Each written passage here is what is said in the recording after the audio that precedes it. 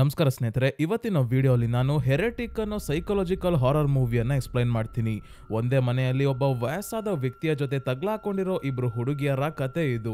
ತಮ್ಮ ಧರ್ಮ ಪ್ರಚಾರಕ್ಕೆ ಅಂತ ಬಂದಿದ್ದ ಈ ಇಬ್ಬರು ಹುಡುಗಿಯರಿಗೆ ಈ ವ್ಯಕ್ತಿ ಆಕ್ಚುಲಿ ಧರ್ಮ ಅಂದ್ರೆ ಏನು ಅಂತ ಅರ್ಥ ಮಾಡಿಸ್ತಾನೆ.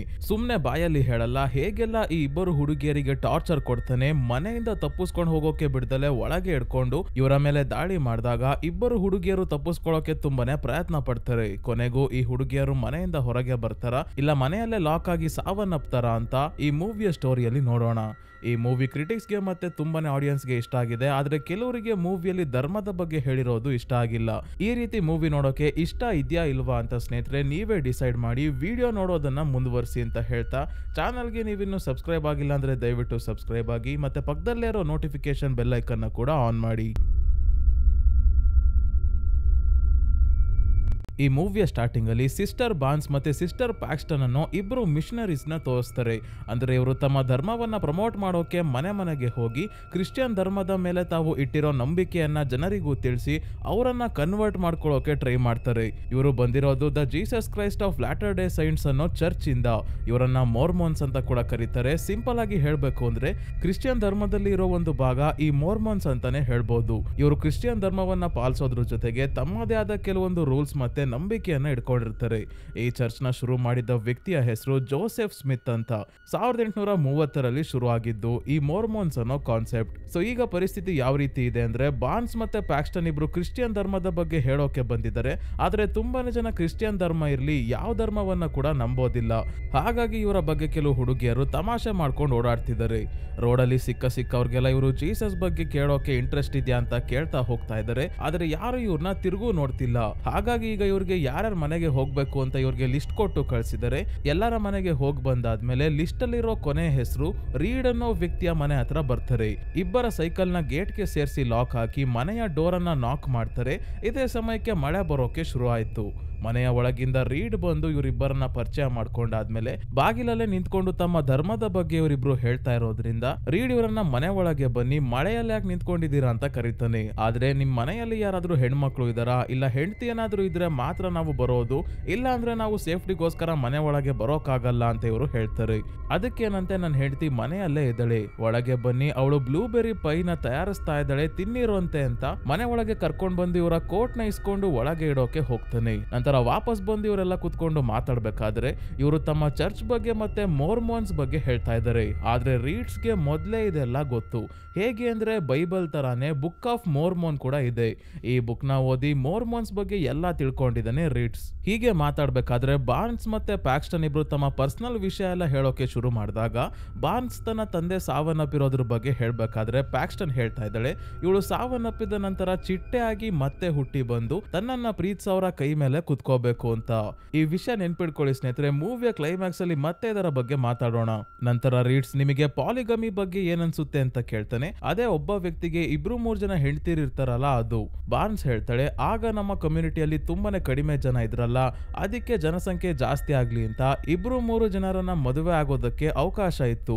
ಆದ್ರೆ ಇದು ತುಂಬಾನೇ ಕಾಂಟ್ರವರ್ಸಿಗೆ ಕಾರಣ ಆಯ್ತು ಅಂತ ಈಗ ಪಾಲಿಗಮಿಯನ್ನ ನಿಲ್ಸ್ಬಿಟ್ಟಿದ್ದಾರೆ.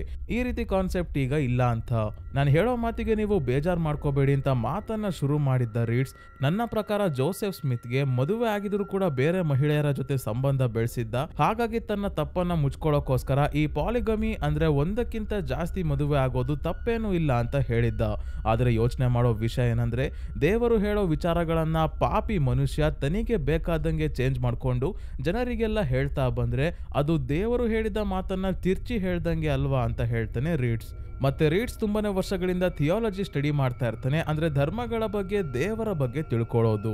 ಇವನ ಉದ್ದೇಶ ಏನು ಅಂದ್ರೆ ಒಂದು ನಿಜವಾದ ಧರ್ಮ ಯಾವುದು ಅಂತ ಕಂಡುಹಿಡಿಯೋದು. ಇವನಿಗೆ ದೇವರ ಮೇಲೆ ನಂಬಿಕೆ ಇದೆ, ಆದ್ರೆ ದೇವರ ಹೆಸರಲ್ಲಿ ಅದನ್ನ ನಂಬಿ ಇದನ್ನ ನಂಬಿ ಅಂತ ಹೇಳೋ ಮನುಷ್ಯರ ಮೇಲೆ ನಂಬಿಕೆ ಇಲ್ಲ. ಇದೆಲ್ಲ ಕೇಳಿದ ಬಾರ್ನ್ಸ್ ಮತ್ತೆ ಪ್ಯಾಕ್ಸ್ಟನ್ಗೆ ಒಳಗೊಳಗೇನೆ ಉರಿತಾ ಇದೆ. ಇದೇನ್ ನಮ್ ಚರ್ಚ್ ನ ಸ್ಥಾಪನೆ ಮಾಡಿದ ಜೋಸೆಫ್ ಸ್ಮಿತ್ ಅವರ ಬಗ್ಗೆನೆ ಬಾಯಿಗೆ ಬಂದಾಗ ಮಾತಾಡ್ತಿದ್ದಾನಲ್ಲ ಅಂತ. ಆದ್ರೆ ಹೇಗೋ ಇವರು ಸಮಾಧಾನವಾಗಿ ಎಲ್ಲ ಮ್ಯಾನೇಜ್ ಮಾಡ್ಬೇಕಾದ್ರೆ ಬಾರ್ನ್ಸ್ ಹೇಳ್ತಾಳೆ, ನಿಮ್ಮ ಹೆಂಡತಿಯನ್ನ ನಾವು ಮೀಟ್ ಮಾಡ್ಬೇಕು, ಅವರು ಇಲ್ಲಿಗೆ ಬರ್ಲಿ ಅಂತ ಹೇಳಿದಾಗ ಆಯ್ತು ಕರ್ಕೊಂಡ್ ಬರ್ತೀನಿ ಅಂತ ಎದ್ದು ಹೋಗ್ತಾನೆ ರೀಡ್ಸ್. ಈಗ ಬಾರ್ನ್ಸ್ ತನ್ನ ಮುಂದೆ ಟೇಬಲ್ ಮೇಲೆ ಇಟ್ಟಿರೋ ಕ್ಯಾಂಡಲ್ ನ ನೋಡಿ ಶಾಕ್ ಆಗೋಗ್ತಾಳೆ. ಯಾಕಂದ್ರೆ ಇದು ಬ್ಲೂಬೆರಿ ಪೈ ಸೆಂಟೆಡ್ ಕ್ಯಾಂಡಲ್. ಅಂದ್ರೆ ಮನೆಯಲ್ಲಿ ಬ್ಲೂಬೆರಿ ಪೈನ ರೀಡ್ಸ್ ನ ಹೆಂಡತಿ ಮಾಡ್ತಿರೋದಲ್ಲ, ಇದು ಕ್ಯಾಂಡಲ್ ನ ವಾಸನೆ ಆಗಿತ್ತು. ಖಂಡಿತ ಈ ಮನೆಯಲ್ಲಿ ಏನೋ ಸಮಸ್ಯೆ ಇದೆ, ಬೇಗ ಇಲ್ಲಿಂದ ಹೊರಗೆ ಹೋಗ್ಬೇಕು ಅಂತ ಇವರಿಬ್ರು ಮಾತಾಡ್ಕೋಬೇಕಾದ್ರೆ ರೀಡ್ಸ್ ಮತ್ತೆ ಬಂದು ಇವರನ್ನ ಒಂದು ರೂಮ್ ಒಳಗೆ ಕರೀತಾನೆ. ಬನ್ನಿ ನನ್ನ ಹೆಂಡತಿನ ಮೀಟ್ ಮಾಡಿಸ್ತೀನಿ ಅಂತ. ಆದ್ರೆ ಯಾಕೋ ಬಾರ್ನ್ಸ್ಗೆ ಡೌಟ್ ಬಂದು ನನಗೆ ಚರ್ಚಿಂದ ಕಾಲ್ ಬರ್ತಾ ಇದೆ, ನೀವು ನಿಮ್ಮ ಹೆಂಡತಿ ಹತ್ರ ಹೋಗಿ ನಾವು ಫೋನಲ್ಲಿ ಮಾತಾಡ್ಕೊಂಡು ಬರ್ತೀವಿ ಅಂತ ಹೇಳಿ ರೀಡ್ಸ್ ನ ಕಳಿಸ್ತಾರೆ. ಆಮೇಲೆ ಇವರು ಮೇನ್ ಡೋರ್ ನ ಓಪನ್ ಮಾಡೋಕೆ ನೋಡ್ತಾರೆ. ಏನೇ ಮಾಡಿದ್ರು ಡೋರ್ ಲಾಕ್ ಮಾತ್ರ ಓಪನ್ನೇ ಆಗ್ತಿಲ್ಲ. ಚರ್ಚ್ ಅಲ್ಲಿ ಇರೋ ತಮ್ಮ ಸೀನಿಯರ್ಸ್ ಗೆ ಕಾಲ್ ಮಾಡೋಕೆ ನೋಡ್ತಾರೆ, ಫೋನ್ ಕೂಡ ಕನೆಕ್ಟ್ ಆಗ್ತಿಲ್ಲ. ಬೇರೆ ದಾರಿ ಇಲ್ಲದೆ ಇವರು ರೀಡ್ಸ್ ಇರೋ ರೂಮ್ ಗೆ ಬಂದಾಗ ನಾವು ನೋಡ್ತೀವಿ ಈ ಜಾಗ ಚರ್ಚ್ ನ ಪ್ರೇಯರ್ ರೂಮ್ ಇದ್ದಂಗೆ ಇದೆ. ರೂಮ್ ತುಂಬಾ ಲೈಬ್ರರಿಯ ರೀತಿ ಬುಕ್ಸ್ ಕೂಡ ಇದೆ. ಬಾರ್ನ್ಸ್ ಮತ್ತೆ ಪ್ಯಾಕ್ಸ್ಟನ್ ಹೇಳ್ತಾರೆ, ನಮಗೆ ಚರ್ಚ್ ಇಂದ ಕಾಲ್ ಬಂದಿದೆ, ತಕ್ಷಣ ನಾವು ವಾಪಸ್ ಹೋಗ್ಬೇಕಂತೆ ಅಂದಾಗ, ಹೌದಾ ಆಯ್ತು, ಇಲ್ಲೇ ನಿಮ್ಮ ಕೋಟ್ ಇದೆ, ತಗೊಂಡ್ ಹೋಗಿ ಅಂತ ಹೇಳ್ತಾನೆ ರೀಡ್ಸ್. ಇಬ್ಬರು ತಮ್ಮ ತಮ್ಮ ಕೋಟ್ ನ ಹಾಕೊಂತಾರೆ. ಆದ್ರೆ ಸೈಕಲ್ಗೆ ಹಾಕಿದ್ದ ಲಾಕ್ ನ ಕೀ ಬಾರ್ನ್ಸ್ ನ ಜೇಬಲ್ಲಿ ಸಿಗಲ್ಲ, ಪ್ಯಾಕ್ಸ್ಟನ್ ನ ಕೋಟ್ ಅಲ್ಲಿ ಸಿಗುತ್ತೆ. ಸೈಕಲ್ಗೆ ಲಾಕ್ ಹಾಕಿ ಆದ್ಮೇಲೆ ಬಾರ್ನ್ಸ್ ಕೀನ ತನ್ನ ಕೋಟ್ ಅಲ್ಲಿ ಇಟ್ಕೊಂಡಿದ್ಲು. ಆದ್ರೆ ಈಗ ಅದು ಪ್ಯಾಕ್ಸ್ಟನ್ ನ ಕೋಟ್ಗೆ ಹೇಗೋಯ್ತು ಅಂತ ಗೊತ್ತಾಗಲ್ಲ. ಇವರು ಡೋರ್ ನ ಸ್ವಲ್ಪ ಓಪನ್ ಮಾಡಿ ಅಂದಾಗ, ಇಲ್ಲ ಡೋರ್ ಓಪನ್ ಆಗಲ್ಲ, ಅದಕ್ಕೆ ಟೈಮರ್ ಇದೆ, ಒಂದಿಷ್ಟು ಸಮಯ ಅಂತ ಆದ್ಮೇಲೆ ಅದು ಲಾಕ್ ಆಗ್ಬಿಡುತ್ತೆ, ಏನೇ ಮಾಡಿದ್ರು ಬೆಳಗ್ಗೆವರೆಗೂ ಅದು ಓಪನ್ ಆಗಲ್ಲ, ನೀವು ಬೇಕಿದ್ರೆ ಮನೆ ಹಿಂದೆ ಇರೋ ಡೋರ್ ಇಂದ ಹೋಗಿ ಅಂತ ಹೇಳ್ತಾನೆ ರೀಡ್ಸ್. ಅಟ್ಲೀಸ್ಟ್ ನಿಮ್ ಹೆಂಡತಿಯನ್ನ ಈಗ್ಲಾದ್ರೂ ಕರೀರಿ, ನಮ್ಮನ್ನ ಹಿಂದೆಯಿಂದ ಕರ್ಕೊಂಡು ಹೋಗೋದಕ್ಕೆ ಅಂತ ಇವರಿಬ್ರು ಕೇಳಿದಾಗ ರೀಡ್ಸ್ ಹೇಳ್ತಾನೆ, ನೀವು ಈ ಮನೆಗೆ ಬಂದಾಗ್ಲಿಂದ ನಾನು ಏನೇನ್ ಮಾಡ್ತಿದ್ದೀನಿ ಅಂತ ನಿಮ್ಮ ತಲೆಗೆ ಬಂದಿದೆ. ಬ್ಲೂಬೆರಿ ಪೈ ಬಗ್ಗೆ ಸುಳ್ಳು ಹೇಳ್ದೆ, ಅದು ಕ್ಯಾಂಡಲ್ ವಾಸನೆ ಆಗಿತ್ತು. ಹಾಗಿದ್ರು ಕೂಡ ಇನ್ನೂ ನೀವು ನನ್ನ ನಂಬ್ತಾ ಇದ್ದೀರಾ. ದೇವರ ವಿಷಯದಲ್ಲಿ ಮನುಷ್ಯನು ಕೂಡ ಅಷ್ಟೇ ಹಿಂಗೆ ನಂಬಿಸೋದು. ಯಾರೋ ಒಬ್ಬ ವ್ಯಕ್ತಿ ದೇವರ ಬಗ್ಗೆ ತಿಳ್ಕೊಂಡಿದ್ದಾನೆ ಅಂದ್ರೆ ಅವನು ಹೇಳಿದ್ದೇ ಸರಿ ಅಂತ ನಾವೆಲ್ಲ ನಂಬಿಡ್ತೀವಿ ಅಲ್ವಾ. ಮತ್ತೆ ನಾನು ಅವಾಗ್ಲಿಂದನೂ ಅಷ್ಟು ಸಮಾಧಾನವಾಗಿ ಮಾತಾಡ್ತಿದ್ರು ಕೂಡ ನನಗೆ ನೀವು ಸುಳ್ಳು ಹೇಳೋ ಅವಶ್ಯಕತೆ ಏನಿತ್ತು? ನಿಮಗೆ ಚರ್ಚಿಂದ ಆಗ್ಲಿ ಯಾರಿಂದ ಆಗ್ಲಿ ಕಾಲ್ ಬಂದೇ ಇಲ್ಲ, ಬರೋಕೆ ಸಾಧ್ಯನೂ ಇಲ್ಲ. ಯಾಕಂದ್ರೆ ಈ ಮನೆಯ ಗೋಡೆ ಮತ್ತೆ ಸೀಲಿಂಗ್ ಅಲ್ಲೆಲ್ಲ ಒಂದು ಮೆಟಲ್ ಇದೆ, ಅದರಿಂದ ಕಾಲ್ ಹೋಗೋದು ಇಲ್ಲ ಬರೋದು ಇಲ್ಲ ಅಂದಾಗ, ಆಯ್ತು ನಮ್ಮನ್ನ ಬಿಟ್ಬಿಡಿ ಇಲ್ಲಿಂದ ಹೋಗ್ತೀವಿ ಅಂತ ಮನೆಯ ಹಿಂದೆಯಿಂದ ಹೋಗೋಕೆ ಇಲ್ಲಿರೋ 2 ಡೋರ್ ಅಲ್ಲಿ ಯಾವ ಡೋರ್ ಇಂದ ಹೋಗ್ಬೇಕು ಅಂತ ಡೋರ್ ಓಪನ್ ಮಾಡಿ ನೋಡಿದ್ರೆ ಇಲ್ಲಿ ಹೊರಗೆ ಹೋಗೋಕೆ ದಾರಿನೇ ಕಾಣಿಸ್ತಿಲ್ಲ, ಕೇವಲ ಬೇಸ್ಮೆಂಟ್ ಇದೆ ಅಷ್ಟೇ. 2ರಲ್ಲಿ ಯಾವುದೇ ಡೋರ್ ಇಂದ ಒಳಗೆ ಹೋದ್ರೂ ಒಂದೇ ಬೇಸ್ಮೆಂಟ್ ಸಿಗೋದು.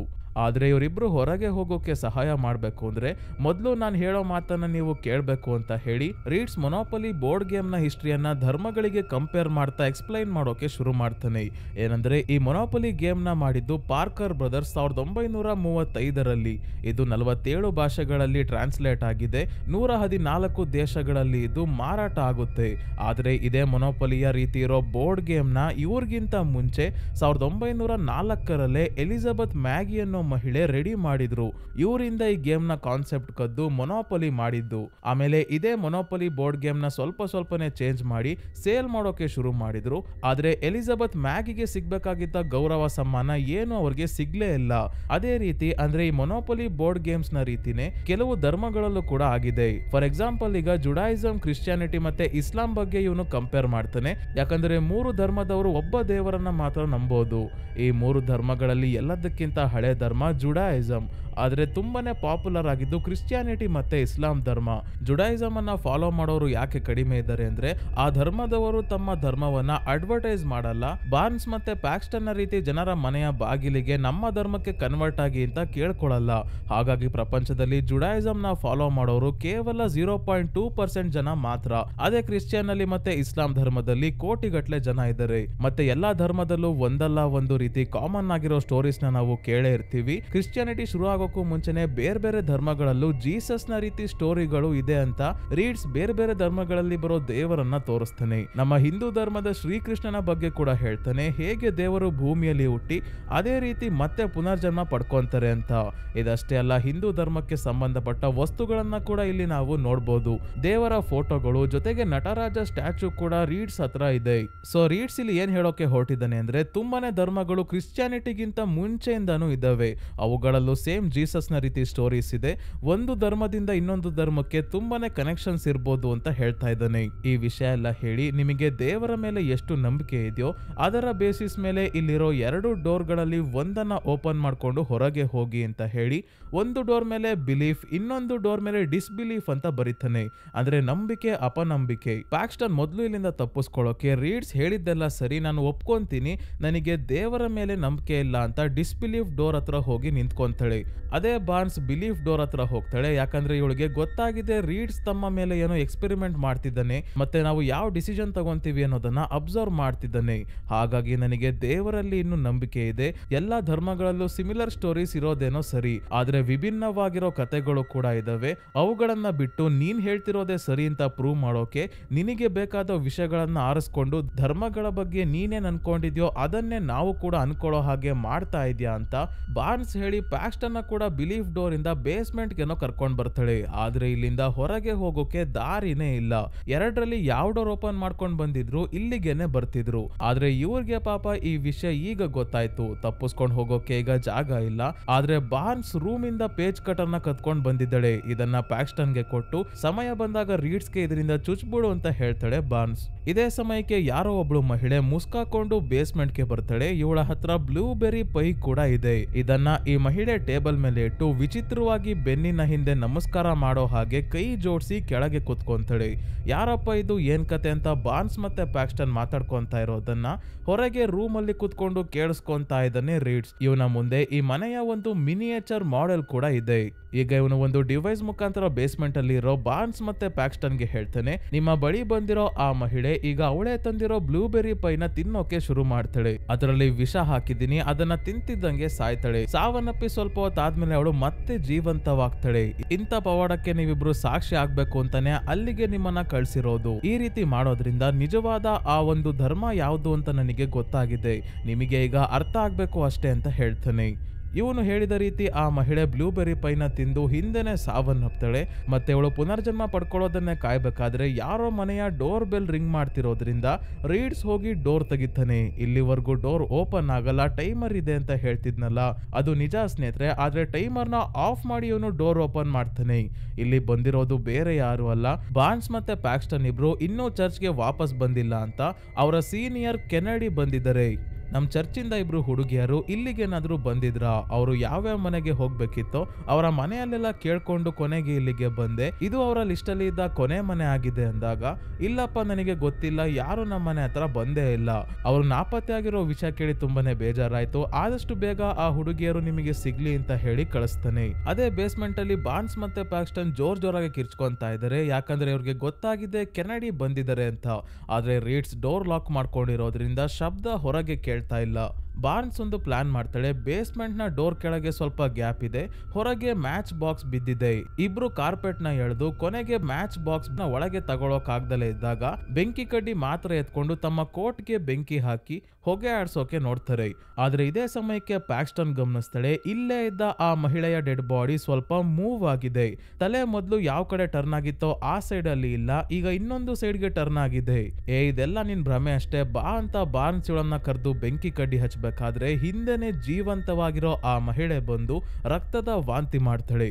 ಮತ್ತೆ ಹೇಳ್ತಾಳೆ, ಸಾವನ್ನಪ್ಪಿದ ನಂತರ ನನ್ನ ಹೆಸರನ್ನ ಒಬ್ರು ಕಂಡಕ್ಟರ್ ಕರೆದ್ರು. ಬಿಳಿ ಮೋಡಗಳು ನನಗೆ ಕಾಣಿಸ್ತಾ ಇತ್ತು, ಆದ್ರೆ ಅದು ಸ್ವರ್ಗ ಅಲ್ಲ. ಅವರು ನನ್ನ ಬ್ರೈನ್ ಇಂದ ಪ್ಲಗ್ ತೆಗೆದ್ರು, ಅಂದ್ರೆ ನನ್ನ ಬ್ರೈನ್ ನ ಅನ್ಪ್ಲಗ್ ಮಾಡಿದ್ರು. ಇಲ್ಲಿ ನಡೀತಾ ಇರೋದೆಲ್ಲ ರಿಯಲ್ ಅಲ್ಲ ಅಂತ ಹೇಳ್ತಿದ್ದಂಗೆ ರೀಡ್ಸ್ ಬಂದು ಈ ಮಹಿಳೆಯನ್ನ ಇಲ್ಲಿಂದ ಕರ್ಕೊಂಡು ಹೋಗ್ತಾನೆ. ನಂತರ ಒಳಗೆ ವಾಪಸ್ ಬಂದು ಅವಳು ಸಾವನ್ನಪ್ಪಿದ ನಂತರ ಏನ್ನ ನೋಡಿದ್ಲೋ ಅದೆಲ್ಲ ನಿಮ್ಮ ಹತ್ರ ಹೇಳಿದ್ದಾಳೆ. ಆದ್ರೆ ನಾನು ಈಗ ನಿಮಗೆ ದೇವರನ್ನ ತೋರಿಸ್ತೀನಿ, ಅದಕ್ಕೆ ನೀವು ಕೂಡ ಸಾಯ್ಬೇಕು ಅಷ್ಟೇ ಅಂತ ಹೇಳ್ತಾನೆ. ಇದಕ್ಕೆ ಬಾರ್ನ್ಸ್, ಈಗ ನನಗೆ ಎಲ್ಲ ಅರ್ಥ ಆಗ್ತಿದೆ, ನೀನೇನೋ ಒಂದು ಮ್ಯಾಜಿಕ್ ಟ್ರಿಕ್ ತೋರಿಸಿ ಆ ಮಹಿಳೆಯನ್ನ ಜೀವಂತ ಪಡಿಸಿದ್ಯಾ. ಅವಳು ಸಾವಿನ ದವಡೆಯಿಂದ ಹೇಗೆ ಪಾರಾಗಿ ಬಂದ್ಲು ಅಂತ ಗೊತ್ತಿಲ್ಲ, ಆದ್ರೆ ಆ ರೀತಿ ಸಾವನ್ನಪ್ಪೋ ಸ್ಟೇಜ್ಗೆ ಹೋದಾಗ ಬ್ರೈನ್ಗೆ ಆಕ್ಸಿಜನ್ ಸಪ್ಲೈ ಆಗ್ದಲೆ ಏನೇನೋ ಭ್ರಮೆ ಉಂಟಾಗುತ್ತೆ. ಆ ಮಹಿಳೆಗೆ ಆದ ಭ್ರಮೆಯನ್ನ ನೀನು ಉಪಯೋಗಿಸ್ಕೊಂಡು ನೀನ್ ಹೇಳೋದನ್ನ ನಿಜ ಅಂತ ಪ್ರೂವ್ ಮಾಡೋಕೆ ಹೊರಟಿದ್ಯಾ ಅಷ್ಟೇ ಅಂದಾಗ, ಇಲ್ಲ ಅದೇನು ಮ್ಯಾಜಿಕ್ ಟ್ರಿಕ್ ಅಲ್ಲ ಅಂತ ರೀಡ್ಸ್ ಕತೆ ಹೊಡಿಬೇಕಾದ್ರೆ ಹಿಂದೆಯಿಂದ ಪ್ಯಾಕ್ಸ್ಟನ್ ಪೇಜ್ ಕಟರ್ ಇಂದ ರೀಡ್ಸ್ ನ ಕೊಲ್ಲೋಕೆ ಬರ್ತಾ ಇದ್ದಾಳೆ. ಆದ್ರೆ ಇವಳು ಬರೋ ಅಷ್ಟರಲ್ಲೇ ರೀಡ್ಸ್ ಕಟರ್ ಇಂದ ಬಾರ್ನ್ಸ್ ನ ಕತ್ತನ್ನ ಸೀಳೆ ಬಿಡ್ತಾನೆ. ಇದರಿಂದ ಇವಳು ಇಲ್ಲೇ ತುಂಬಾನೇ ರಕ್ತಸ್ರಾವವಾಗಿ ಸಾವನ್ನಪ್ತಾಳೆ. ಪ್ಯಾಕ್ಸ್ಟನ್ ಅಂತೂ ಫುಲ್ ಗಾಬರಿಯಾಗಿ ಕಿರ್ಚಾಡ್ಬೇಕಾದ್ರೆ, ಏನು ತಲೆ ಕೆಡ್ಸ್ಕೋಬೇಡ, ಅವಳು ಮತ್ತೆ ಜೀವಂತವಾಗ್ತಾಳೆ ಅಂತ ರೀಡ್ಸ್ ಏನೋ ಹೇಳ್ತಾನೆ. ಆದ್ರೆ ಬಾರ್ನ್ಸ್ ಗೆ ಎಷ್ಟೊತ್ತಾದ್ರೂ ಪ್ರಜ್ಞೆನೆ ಬರ್ತಿಲ್ಲ. ಈಗ ರೀಡ್ಸ್ ಬಾರ್ನ್ಸ್ ನ ಕೈಯನ್ನ ಸ್ವಲ್ಪ ಕಟ್ ಮಾಡಿ ಒಳಗಿದ್ದ ಒಂದು ಸಣ್ಣ ರಾಡ್ ನ ಹೊರಗೆ ತೆಗೆದು ಹೇಳ್ತಾನೆ, ಇದರ ಕಾರಣದಿಂದ ಮೋಸ್ಟ್ಲಿ ಅವಳು ಜೀವಂತವಾಗಿಲ್ಲ ಅನ್ಸುತ್ತೆ, ಯಾಕಂದ್ರೆ ನೀನೇ ನೋಡು ಅವಳು ಒಂದು ಪ್ರೋಗ್ರಾಮ್ ಆಗಿದ್ದಾಳೆ, ಅವಳು ನಿಜವಾಗ್ಲೂ ಹುಡುಗಿ ಅಲ್ವೇ ಅಲ್ಲ ಅಂತ ಹೇಳ್ತಾನೆ. ಅಂದ್ರೆ ಯಾವ್ದೋ ಒಂದು ರೋಬೋಟ್ ಅವಳು ಅನ್ನೋ ರೀತಿ ಹೇಳ್ತಾ ಇದ್ದಾನೆ ರೀಡ್ಸ್. ಮತ್ತೆ ಈ ರಾಡ್ ಏನಂದ್ರೆ ಸ್ನೇಹಿತರೆ, ಇದು ಬರ್ತ್ ಕಂಟ್ರೋಲ್ ಇಂಪ್ಲಾಂಟ್ ಆಗಿದೆ. ಅಂದ್ರೆ ಇದನ್ನ ಕೈಯಲ್ಲಿ ಹಾಕೋದ್ರಿಂದ ಹಾರ್ಮೋನ್ಸ್ ರಿಲೀಸ್ ಆಗಿ ಪ್ರೆಗ್ನೆನ್ಸಿ ಅವಾಯ್ಡ್ ಮಾಡಬಹುದು. ಈಗ ಪ್ಯಾಕ್ಸ್ಟನ್ ಇಲ್ಲಿ ಏನ್ ನಡೀತಾ ಇದೆ ನೀನು ಸ್ವಲ್ಪ ಎಕ್ಸ್ಪ್ಲೈನ್ ಮಾಡ್ತೀಯಾ ಅಂತ ಕೇಳಿದಾಗ ರೀಡ್ಸ್ ಈಗ ತಲೆ ಕೆಡುವಂತ ಟಾಪಿಕ್ ತೆಗಿತಾನೆ. ಅದೇ ಸಿಮ್ಯುಲೇಷನ್ ಥಿಯರಿ ಅಥವಾ ಸಿಮ್ಯುಲೇಷನ್ ಹೈಪೋಥೆಸಿಸ್. ನನ್ನ ವಿಡಿಯೋಸ್ ನ ರೆಗ್ಯುಲರ್ ಆಗಿ ನೋಡೋರಾದ್ರೆ ಸ್ನೇಹಿತರೆ, ಈ ಕಾನ್ಸೆಪ್ಟ್ ಏನು ಅಂತ ಆಲ್ರೆಡಿ ನಿಮಗೆ ಗೊತ್ತಾಗೇ ಇರುತ್ತೆ. ಹಿಂದೆ ನಾನು ಎಕ್ಸ್ಪ್ಲೈನ್ ಮಾಡಿರೋ 1899 ಸೀರೀಸ್, ದ ಮ್ಯಾಟ್ರಿಕ್ಸ್ ಮೂವಿ ಮತ್ತೆ ಆಲಿಸ್ ಇನ್ ಬಾರ್ಡರ್ಲ್ಯಾಂಡ್ ಸೀರೀಸ್ ನ ಕೊನೆ ಎಪಿಸೋಡ್ ಅಲ್ಲೂ ಈ ಸಿಮ್ಯುಲೇಟರ್ ಕಾನ್ಸೆಪ್ಟ್ ಬರುತ್ತೆ. ಏನಂದ್ರೆ ನಾವು ಬದುಕ್ತಾ ಇರೋ ಪ್ರಪಂಚ ರಿಯಲ್ ಅಲ್ವೇ ಅಲ್ಲ, ಇದೊಂದು ಕಂಪ್ಯೂಟರ್ ಸಿಮ್ಯುಲೇಷನ್ ಆಗಿದೆ. ನಾವು ಎಲ್ಲೋ ರಿಯಲ್ ಪ್ರಪಂಚದಲ್ಲಿ ಮಲಗಿದೀವಿ, ನಮಗಿಂತ ಬುದ್ಧಿವಂತ ಜೀವಿಗಳು ಯಾರೋ ನಮ್ಮನ್ನ ಸಿಮ್ಯುಲೇಟರ್ ಡಿವೈಸ್ ಒಳಗೆ ಮಲಗಿಸಿದರೆ. ನಮ್ಮ ಕಾನ್ಶಿಯಸ್ ಸದ್ಯಕ್ಕೆ ಕಂಪ್ಯೂಟರ್ ಒಳಗೆ ಇದೆ. ಅಂದ್ರೆ ನಾವು ನೋಡ್ತಾ ಇರೋದೆಲ್ಲ ಕಂಪ್ಯೂಟರ್ ಜನರೇಟೆಡ್. ನಾವು ಈ ಪ್ರಪಂಚದಲ್ಲಿ ಇದೀವಿ, ಬದುಕ್ತಾ ಇದೀವಿ ಅಂತ ಅನ್ಸ್ತಾ ಇದೆ ಅಷ್ಟೇ. ಆದ್ರೆ ನಾವು ಈ ಪ್ರಪಂಚದಲ್ಲಿ ದೈಹಿಕವಾಗಿ ಇಲ್ಲ, ರಿಯಲ್ ಪ್ರಪಂಚದಲ್ಲಿ ನಾವು ಮಲಗಿದೀವಿ ಅನ್ನೋದೇ ಈ ಸಿಮ್ಯುಲೇಷನ್ ಥಿಯರಿ ಅಥವಾ ಹೈಪೋಥೆಸಿಸ್. ಈ ಕಾನ್ಸೆಪ್ಟ್ ಜೊತೆಗೆ ಇನ್ನೊಂದು ವಿಷಯವನ್ನ ಕೂಡ ಇವನು ಹೇಳ್ತಾನೆ, ಅದೇ ದ ಬಟರ್ಫ್ಲೈ ಡ್ರೀಮ್. ಚೈನೀಸ್ ತತ್ವಜ್ಞಾನಿ ಒಬ್ರು ಒಂದಿನ ಮಲಗಿದ್ದಾಗ ಒಂದು ಕನಸು ಬಿಡುತ್ತೆ. ಕನ್ಸಲ್ಲಿ ಇವರು ಚಿಟ್ಟೆ ಆಗಿ ಹಾರಾಡ್ತಿರೋ ಹಾಗೆ ಇವ್ರಿಗೆ ಕಾಣಿಸುತ್ತೆ. ಇದಾದ್ಮೇಲೆ ಎಚ್ಚರಗೊಂಡ ಈ ತತ್ವಜ್ಞಾನಿಗೆ ಒಂದು ತಲೆ ತಿರುಗಿಸೋ ಪ್ರಶ್ನೆ ಬರೋದೇನಂದ್ರೆ, ನಾನು ಈಗ ಚಿಟ್ಟೆ ಆಗಿರೋ ರೀತಿ ನೋಡಿದ್ದು ಕನ್ಸ, ಇಲ್ಲ ಚಿಟ್ಟೆ ಆಗಿರೋ ನಾನು ಮನುಷ್ಯ ಆಗಿರೋ ರೀತಿ ಕನ್ಸ್ ಕಾಣ್ತಿದ್ನ ಅಂತ. ಈ ರೀತಿ ಅನುಭವ ನಮಿಗೂ ಜೀವನದಲ್ಲಿ ಒಂದಲ್ಲ ಒಂದು ಸಲ ಆಗಿರುತ್ತೆ ಸ್ನೇಹಿತರೆ. ಏನಂದ್ರೆ ನಾವು ಕನ್ಸ್ ಕಾಣ್ಬೇಕಾದ್ರೆ ಆ ಕನಸು ಕೆಲವೊಮ್ಮೆ ಎಷ್ಟು ರಿಯಲ್ ಆಗಿ ಇರುತ್ತೆ ಅಂದ್ರೆ ಕನಸು ನಿಜವಾಗ್ಲೂ ನಡೆದಿತ್ತೇನೋ ಅನ್ಸೋಕೆ ಶುರು ಆಗುತ್ತೆ. ಇದೇ ರೀತಿ ಆಗೋದನ್ನ ಇನ್ನೊಂದು ರೀತಿ ಯೋಚನೆ ಮಾಡಿದರೆ ಈ ತತ್ವಜ್ಞಾನಿ, ಇವರು ಮನುಷ್ಯ ಆಗಿ ಚಿಟ್ಟೆ ಆಗಿರೋ ರೀತಿ ಕನಸು ಬಿತ್ತ, ಇಲ್ಲ ಇವರು ರಿಯಲ್ ಆಗಿ ಚಿಟ್ಟೆನೆ ಆಗಿದ್ದರೆ ಆ ಚಿಟ್ಟೆಯ ಕನಸಲ್ಲಿ ಇವರು ಮನುಷ್ಯ ಆಗಿ ಕಾಣಿಸ್ತಾ ಇದ್ದಾರ ಅಂತ. ಆದ್ರೆ ರಿಯಲ್ ಯಾವುದು ಕನಸು ಯಾವುದು ಅನ್ನೋದು ಅರ್ಥ ಮಾಡ್ಕೊಳ್ಳೋದು ತುಂಬಾನೇ ಕಷ್ಟ ಇಲ್ಲಿ. ಈ ರೀತಿ ಕಾನ್ಸೆಪ್ಟ್ ಎಲ್ಲ ಹೇಳಿ ಈಗ ರೀಡ್ಸ್ ಪ್ಯಾಕ್ಸ್ಟನ್ ನ ಕನ್ಫ್ಯೂಸ್ ಮಾಡ್ತಾ ಇದ್ದಾನೆ. ಆದ್ರೆ ಪ್ಯಾಕ್ಸ್ಟನ್ ಸ್ವಲ್ಪನೂ ಕನ್ಫ್ಯೂಸ್ ಆಗಲ್ಲ. ನೀನು ನಮಗೆ ನಮ್ ಧರ್ಮದ ಮೇಲೆ ಎಷ್ಟು ನಂಬಿಕೆ ಇದೆ ಅಂತ ಚೆಕ್ ಮಾಡೋಕೆ ಹೋಗಿ ಏನೋ ಎಡವಟ್ ಮಾಡ್ಕೊಂಡಿದ್ಯಾ, ಅದಕ್ಕೆ ಈಗ ಕತೆ ಹೊಡಿತಾ ಇದ್ಯಾ. ಬಾನ್ಸ್ ಒಬ್ಳು ಪ್ರೋಗ್ರಾಮ್ ಅಷ್ಟೇ, ರೋಬೋಟ್ ಅಷ್ಟೇ, ನಿಜ ಅಲ್ಲ ಅಂತ ಹೇಳ್ದೆ. ಆದ್ರೆ ಅವಳ ಕೈಯಲ್ಲಿರೋ ಈ ರಾಡ್ ಅವಳ ಬರ್ತ್ ಕಂಟ್ರೋಲ್ ಇಂಪ್ಲಾಂಟ್ ಆಗಿತ್ತು. ಅಂದ್ರೆ ಅವಳು ಖಂಡಿತ ಮನುಷ್ಯಳೇ ಆಗಿದ್ದಳೆ. ನನಗೆ ಅನ್ಸೋ ಪ್ರಕಾರ ನೀನು ಯಾವುದೇ ಪವಾಡ ಮಾಡಿಲ್ಲ. ಈ ಬೇಸ್ಮೆಂಟ್ ಅಲ್ಲಿ ಸಾವನ್ನಪ್ಪಿದ್ದ ಮಹಿಳೆ ನಿಜವಾಗ್ಲೂ ಸಾವನ್ನಪ್ಪಿದ್ಲು. ಅದೇ ಸಮಯಕ್ಕೆ ನಮ್ಮ ಸೀನಿಯರ್ ಕೆನಡಿ ಬಂದಾಗ ನಾವು ಡೋರ್ ಹತ್ರ ಬಂದು ಡಿಸ್ಟ್ರಾಕ್ಟ್ ಆದ್ವಿ. ಆಗ ಡೆಡ್ ಬಾಡಿಯನ್ನ ರಿಪ್ಲೇಸ್ ಮಾಡಿ ಆ ಜಾಗಕ್ಕೆ ಬೇರೆ ಮಹಿಳೆ ಬಂದಿದ್ದಳೆ. ಯಾಕಂದ್ರೆ ನಾನೇ ಗಮನಿಸಿದ್ದೆ ಡೆಡ್ ಬಾಡಿಯ ತಲೆ ಮೂವ್ ಆಗಿತ್ತು ಅಂತ ಹೇಳ್ತಾಳೆ. ಅಂದ್ರೆ ಈ ಜಾಗಕ್ಕೆ ಬರೋಕೆ ಇನ್ನೊಂದು ಸೀಕ್ರೆಟ್ ಡೋರ್ ಇದೆ ಅಂತ. ಇವಳು ಈಗ ಆ ಡೋರ್ ಎಲ್ಲಿದೆ ಅಂತ ಹುಡ್ಕಾಡ್ದಾಗ ಈ ಟೇಬಲ್ ಕೆಳಗೆನೆ ಡೋರ್ ಇದೆ. ಮತ್ತೆ ಸಾವನ್ನಪ್ಪಿದ್ದ ಮಹಿಳೆಯ ಡೆಡ್ ಬಾಡಿ ಚೇಂಜ್ ಮಾಡಿ ಆದ್ಮೇಲೆ ಜೀವಂತವಾಗಿರೋ ಮಹಿಳೆ ಆ ಜಾಗಕ್ಕೆ ಬಂದು ನಾಟಕ ಆಡ್ಬೇಕಾದ್ರೆ ಸಿಮ್ಯುಲೇಷನ್ ನ ರೀತಿನೇ ಕತೆ ಹೊಡೆದಿರ್ತಾಳೆ. ಆ ರೀತಿ ಹೇಳುವಂತ ಮೊದ್ಲೇ ರೀಡ್ಸ್ ಆ ಮಹಿಳೆಗೆ ಸ್ಕ್ರಿಪ್ಟ್ ಬರೆದು ಕೊಟ್ಟಿದ್ದ. ಒಬ್ರು ಕಂಡಕ್ಟರ್ ಇದ್ರು, ನನ್ ಬ್ರೈನ್ ಇಂದ ಪ್ಲಗ್ ತೆಗೆದ್ರು ಅಂತೆಲ್ಲ ಹೇಳಿದಾಗ ಪ್ಯಾಕ್ಸ್ಟನ್ ಗೆ ಅನ್ಸುತ್ತೆ ಸಿಮ್ಯುಲೇಷನ್ ಬಗ್ಗೆ ಅವಳು ಮಾತಾಡ್ತಿದ್ದಾಳ ಅಂತ. ಆದ್ರೆ ಅಲ್ಲ, ಅವಳು ಕೊನೆಗೆ ಇದೆಲ್ಲ ರಿಯಲ್ ಅಲ್ಲ ಅಂತ ಕೂಡ ಹೇಳಿರ್ತಾಳೆ ಸ್ನೇಹಿತರೆ. ಅಂದ್ರೆ ಆ ಮಹಿಳೆ ಹೇಳಿದ್ದು ಈ ಪವಾಡ ನಡೆದಿದ್ದು ರಿಯಲ್ ಅಲ್ಲ, ರೀಡ್ಸ್ ನಿಮಗೆ ಟೋಪಿ ಹಾಕ್ತಿದ್ದಾನೆ ಅಂತ ಇಂಡೈರೆಕ್ಟ್ ಆಗಿ ಹೇಳಿದ್ಲು. ಸೊ ಈಗ ರೀಡ್ಸ್, ನೀನು ಈ ಟನಲ್ ಒಳಗೆ ಹೋದ್ರೆ ಕೊನೆಗೂ ನಿನಗೆ ನಾನು ಹೇಳಿದ್ದ ಆ ಒಂದು ನಿಜವಾದ ಧರ್ಮ ಯಾವುದು ಅಂತ ಗೊತ್ತಾಗುತ್ತೆ ಅಂದಾಗ ಇವಳು ಕೆಳಗೆ ಇಳಿದು ಟನಲ್ ಒಳಗೆ ಬರ್ತಾಳೆ. ಇಲ್ಲೇ ಆ ಮಹಿಳೆಯ ಡೆಡ್ ಬಾಡಿ ಕೂಡ ಇದೆ. ಹೀಗೆ ಮುಂದೆ ನಡ್ಕೊಂಡ್ ಬಂದಾಗ ಒಂದು ಡೋರ್ ಸಿಗುತ್ತೆ. ಡೋರ್ಗೆ ಬೇರೆ ಯಾವ ಲಾಕು ಅಲ್ಲ, ಬಾನ್ಸ್ ಮತ್ತೆ ಪ್ಯಾಕ್ಸ್ಟನ್ ಇಬ್ರು ಮನೆಯ ಗೇಟ್ ಗೆ ಸೇರಿಸಿ ತಮ್ಮ ಸೈಕಲ್ ಗೆ ಲಾಕ್ ಹಾಕಿ ಬಂದಿದ್ರಲ್ಲ ಮೂವಿಯ ಸ್ಟಾರ್ಟಿಂಗ್ ಅಲ್ಲಿ, ಅದೇ ಲಾಕ್ ಇದು. ಸೊ ಕೀ ಈಗ ಇವಳ ಕೋಟಲ್ಲೇ ಇದೆಯಲ್ಲ, ಹಾಗಾಗಿ ಕೀ ತೆಕ್ಕೊಂಡು ಒಳಗೆ ಬಂದ್ರೆ ಇಲ್ಲಿ ತುಂಬಾನೇ ಜನ ಮಹಿಳೆಯರನ್ನ ರೀಡ್ಸ್ ಕೇಜ್ ಅಲ್ಲಿ ಕೂಡ ಹಾಕಿದ್ದಾನೆ. ರೂಮ್ ನ ಟೆಂಪರೇಚರ್ ಕೂಡ ತುಂಬಾನೇ ಕಡಿಮೆ ಇದೆ. ಇಲ್ಲಿಗೆ ರೀಡ್ಸ್ ಬಂದು ಈಗ್ಲಾದ್ರೂ ಗೊತ್ತಾಯ್ತಾ ನಿಜವಾದ ಧರ್ಮ ಯಾವುದು ಅಂತ ಕೇಳಿದಾಗ ಹೌದು ಅಂತ ಪ್ಯಾಕ್ಸ್ಟನ್ ಹೇಳಿ ಮೂವಿಯ ಸ್ಟಾರ್ಟಿಂಗ್ ಇಂದ ಏನೇನ್ ನಡೆದಿತ್ತೋ ಅದಕ್ಕೆಲ್ಲ ಸಿಂಪಲ್ ಕನೆಕ್ಷನ್ ಕೊಡ್ತಾಳೆ. ಏನಂದ್ರೆ ಸ್ನೇಹಿತರೆ, ಬಾನ್ಸ್ ಮತ್ತೆ ಪ್ಯಾಕ್ಸ್ಟನ್ ಮೊದಲು ಮನೆಗೆ ಬಂದಾಗ ಇವರ ಕೋಟ್ ಇಸ್ಕೊಂಡು ಒಳಗೆ ಹೋದವನು ಎಷ್ಟೊತ್ತಾದ್ರೂ ವಾಪಸ್ಸೇ ಬಂದಿರಲ್ಲ.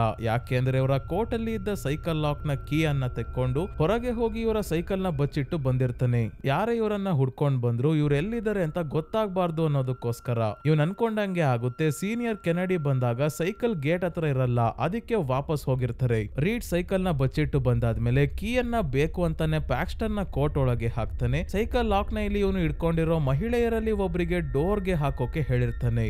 ಅಂದ್ರೆ ಇಲ್ಲಿವರೆಗೂ ಯಾವುದು ಕೂಡ ಬಾನ್ಸ್ ಆಗ್ಲಿ ಪ್ಯಾಕ್ಸ್ಟನ್ ಆಗ್ಲಿ ಅನ್ಕೊಂಡಂಗೆ ಆಗಿಲ್ಲ. ಇಲ್ಲ. ಪ್ಯಾಕ್ಸ್ಟನ್ಗೆ ಬಂದು ನಿಂತ್ಕೊಳ್ಳೋ ಹಾಗೆ ಮಾಡಿರೋದೇ ರೀಡ್ಸ್. ಬಾರ್ನ್ಸ್ ನ ಸಾಯಿಸ್ಬೇಕು, ಪ್ಯಾಕ್ಸ್ಟನ್ಗೆ ಸಿಮ್ಯುಲೇಷನ್ ಬಟರ್ಫ್ಲೈ ಡ್ರೀಮ್ ಬಗ್ಗೆ ಎಲ್ಲ ಹೇಳಿ ಕನ್ಫ್ಯೂಸ್ ಮಾಡಬೇಕು. ಆಗ ಇವಳೆ ಸತ್ಯ ಕಂಡಿಡ್ಕೊಂಡು ಕೊನೆಗೆ ಇವಳಿಗೆ ಅರಿವಾಗಬೇಕು ನಿಜವಾದ ಧರ್ಮ ಯಾವುದು ಅಂತ. ಆ ರೀತಿ ಮಾಡಿದನೆ ರೀಡ್ಸ್. ಈಗ ಪ್ಯಾಕ್ಸ್ಟನ್ಗೆ ಕೊನೆಗೂ ಗೊತ್ತಾಯ್ತು ಆ ಒಂದು ನಿಜವಾದ ಧರ್ಮ ಬೇರೆ ಯಾವುದು ಅಲ್ಲ, ಇಲ್ಲಿವರೆಗೂ ನೀನ್ ಮಾಡ್ತಿದ್ಯಲ್ಲ ಅದೇ ಕಂಟ್ರೋಲ್ ಅಂತ ಹೇಳ್ತಾಳೆ ಪ್ಯಾಕ್ಸ್ಟನ್. ಹೌದು ಸ್ನೇಹಿತರೆ, ರೀಡ್ಸ್ ನ ಪ್ರಕಾರ ನಿಜವಾದ ಧರ್ಮ ಯಾವುದು ಅಂದ್ರೆ ಕಂಟ್ರೋಲ್ ಮಾಡೋದು, ಇನ್ನೊಬ್ಬರನ್ನ ನಿಯಂತ್ರಿಸೋದು. ಇವನ್ ಹೇಳ್ತಾನೆ, ನೀನೇ ನೋಡಬೇಕಾದ್ರೆ ದೇವ್ರು ಏನ್ ಹೇಳಿದನೋ ಬಿಟ್ಟಿದನೋ ನಮಗೆ ಗೊತ್ತಿಲ್ಲ, ಆದ್ರೆ ನೀನು ಫಾಲೋ ಮಾಡೋ ಧರ್ಮ ನಿನಗೆ ಹೇಗಿರ್ಬೇಕು, ಹೆಂಗ್ ಬದುಕ್ಬೇಕು, ಏನ್ ತಿನ್ಬೇಕು, ಏನ್ ಹಾಕೋಬೇಕು, ನೀನ್ ಹಾಕ್ಬೇಕಾಗಿರೋ ಅಂಡರ್ವೇರ್ ಕೂಡ ಯಾವ ರೀತಿ ಇರ್ಬೇಕು ಅಂತ ನಿನಗೆ ಹೇಳ್ತಾರೆ ಅಲ್ವಾ. ಅಂದ್ರೆ ನಿನ್ನ ನಿಜವಾದ ಧರ್ಮ ಕೂಡ ನಿಯಂತ್ರಿಸೋದು ಅಲ್ವಾ ಅಂದಾಗ ಇವನು ಹೇಗೋ ಪ್ಯಾಕ್ಸ್ಟನ್ ನ ಹತ್ರ ಬಂದಿದ್ದಾನೆ. ಇದೇ ಸಿಕ್ಕಿದ ಚಾನ್ಸ್ ಅಂತ ಇವಳು ಪೇಜ್ ಕಟರ್ ನ ಇವನ ಕತ್ತಿಗೆ ಚುಚ್ಬಿಡ್ತಾಳೆ. ಮತ್ತೆ ಇಲ್ಲಿಂದ ಎಸ್ಕೇಪ್ ಆಗೋಕೆ ನೋಡಿದಾಗ ಏನೇ ಮಾಡಿದ್ರು ಹೊರಗೆ ಹೋಗೋಕೆ ದಾರಿ ಸಿಕ್ತಿಲ್ಲ. ಟನಲ್ ಇಂದ ರೀಡ್ಸ್ ನ ರೂಮ್ ಗೆ ಬರ್ತಾಳೆ, ಇಲ್ಲಿಂದ ಬೇಸ್ಮೆಂಟ್ ಗೆ ಬರ್ತಾಳೆ, ಹೀಗೆ ಸುತ್ತಾ ಇದ್ದಾಳೆ. ಯಾಕಂದ್ರೆ ರೀಡ್ಸ್ ಬೇಕು ಅಂತಾನೆ ಈ ಮನೆಯನ್ನ ಈ ರೀತಿ ಡಿಸೈನ್ ಮಾಡಿದಾನೆ. ಮತ್ತೆ ರೀಡ್ಸ್ ನ ರೂಮ್ ಅಲ್ಲಿ ಸ್ನೇಹಿತರೆ ಡಾಂಟೆಸ್ ಇನ್ಫರ್ನೋ ಚಿತ್ರವನ್ನ ನಾವು ನೋಡಬಹುದು. ಅದೇ ಸ್ನೇಹಿತರೆ 9 ಸರ್ಕಲ್ಸ್ ಆಫ್ ಹೆಲ್. ಹಿಂದಿನ ವಿಡಿಯೋ ಅಲ್ಲಿ ಅಂದ್ರೆ ಲಾಂಗ್ ಲೆಗ್ಸ್ ಮೂವಿಯನ್ನ ಎಕ್ಸ್ಪ್ಲೈನ್ ಮಾಡಿದ್ನಲ್ಲ, ಅದರಲ್ಲೂ ಅಷ್ಟೇ ಈ 9 ಸರ್ಕಲ್ಸ್ ಆಫ್ ಹೆಲ್ ಬುಕ್ ನ ಬಗ್ಗೆ ಹೇಳಿದ್ರು. ತುಂಬಾನೇ ಜನ ಆ ವಿಡಿಯೋನ ಕಮೆಂಟ್ಸ್ ಅಲ್ಲಿ ಈ 9 ಸರ್ಕಲ್ಸ್ ಆಫ್ ಹೆಲ್ ಬಗ್ಗೆ ವಿಡಿಯೋ ಮಾಡಿ ಅಂತ ಹೇಳಿದ್ರಿ. ಅದಕ್ಕೆ ನೆಕ್ಸ್ಟ್ ಸಪರೇಟ್ ವಿಡಿಯೋ ಮಾಡ್ತೀನಿ ಸ್ನೇಹಿತರೆ. ಸದ್ಯಕ್ಕೆ ಕಥೆಯಲ್ಲಿ ಮುಂದೆ ಹೋಗೋಣ. ಇವಳು ಬೇಸ್ಮೆಂಟ್ ಗೆ ಮತ್ತೆ ಬರ್ತಿದ್ದಂಗೆ ಹಿಂದೆನೆ ರೀಡ್ಸ್ ಬಂದು ಇವಳ ಹೊಟ್ಟೆಗೆ ಕಟ್ಟರ್ ಇಂದ ಚುಚ್ಬಿಡ್ತಾನೆ. ಆದ್ರೆ ಇವಳಿಗೆ ಜಾಸ್ತಿ ಗಾಯ ಆಗಲ್ಲ. ಮತ್ತೆ ಇವಳಿಗೆ ಇವನೇನಾದ್ರೂ ಮಾಡೋ ಅಷ್ಟ್ರಲ್ಲೇ ಇಲ್ಲಿವರೆಗೂ ನಾವು ಸಾವನ್ನಪ್ಪಿದ್ಲು ಅನ್ಕೊಂಡಿದ್ದ ಬಾರ್ನ್ಸ್ ಎದ್ ಬಂದು ಒಂದು ಮಳೆ ಹೊಡೆದಿರೋ ಮರದ ಪೀಸಿಂದ ಇವನ ತಲೆಗೆ ಹೊಡೆದು ಸಾಯಿಸ್ತಾಳೆ. ಆದ್ರೆ ಇವಳಿಗೆ ಸ್ವಲ್ಪ ಜೀವ ಇತ್ತು ಅಷ್ಟೇ ಸ್ನೇಹಿತರೆ. ಹಿಂದೆನೆ ಬಾರ್ನ್ಸ್ ಕೂಡ ಸಾವನ್ನಪ್ತಾಳೆ. ಪ್ಯಾಕ್ಸ್ಟನ್ ಗೆ ಬೇಜಾರಾಗಿ ತುಂಬಾನೇ ಅಳ್ತಾಳೆ. ನಂತರ ಮನೆಯಿಂದ ಹೊರಗೆ ಹೋಗೋಕೆ ದಾರಿ ಸಿಗ್ತಾ ಇಲ್ವಲ್ಲ, ಅದಕ್ಕೆ ರೀಡ್ಸ್ ನ ರೂಮ್ ಗೆ ಬಂದು ಇಲ್ಲಿ ಮನೆಯ ಮಿನಿಯೇಚರ್ ಮಾಡೆಲ್ ಇತ್ತಲ್ಲ ಅದನ್ನ ನೋಡ್ಕೊಂಡು ಒಂದು ಏರ್ ವೆಂಟ್ಸ್ ಇಂದ ಕೊನೆಗೂ ಇವಳು ಹೊರಗೆ ಬರ್ತಾಳೆ. ಆಲ್ರೆಡಿ ಬೆಳಗ್ಗೆ ಆಗೋಗಿದೆ.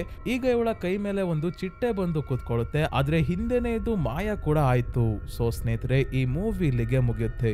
ಈಗ ಈ ಮೂವಿಯಲ್ಲಿ ನಿಜಕ್ಕೂ ಏನ್ ನಡೀತು ಅಂತ ಚಿಕ್ಕದಾಗಿ ಅರ್ಥ ಮಾಡ್ಕೊಳ್ಳೋಣ ಸ್ನೇಹಿತರೆ. ನನಗನ್ಸೋ ಪ್ರಕಾರ ರೀಡ್ಸ್ ಒಬ್ಬ ನಾರ್ಮಲ್ ಸಾಮಾನ್ಯವಾದ ವ್ಯಕ್ತಿ ಅಂತೂ ಅಲ್ಲ, ಅವನೊಬ್ಬ ಸೈಕೋ ಕಿಲ್ಲರೇ ಆಗಿರ್ಬೇಕು. ಯಾಕಂದ್ರೆ ರೀಡ್ಸ್ ಗೆ ಧರ್ಮದಲ್ಲಿ ನಂಬಿಕೆ ಇಲ್ಲ ಅಂದ್ರೆ ಬಾರ್ನ್ಸ್ ಮತ್ತೆ ಪ್ಯಾಕ್ಸ್ಟನ್ ಮನೆಯ ಬಾಗಿಲಿಗೆ ಬರ್ತಿದ್ದಂಗೆ ನನ್ಗೆ ಇದ್ರಲ್ಲಿ ಇಂಟ್ರೆಸ್ಟ್ ಇಲ್ಲ ಅಂತ ಹೇಳಿ ವಾಪಸ್ ಕಳಿಸಬಹುದಿತ್ತು.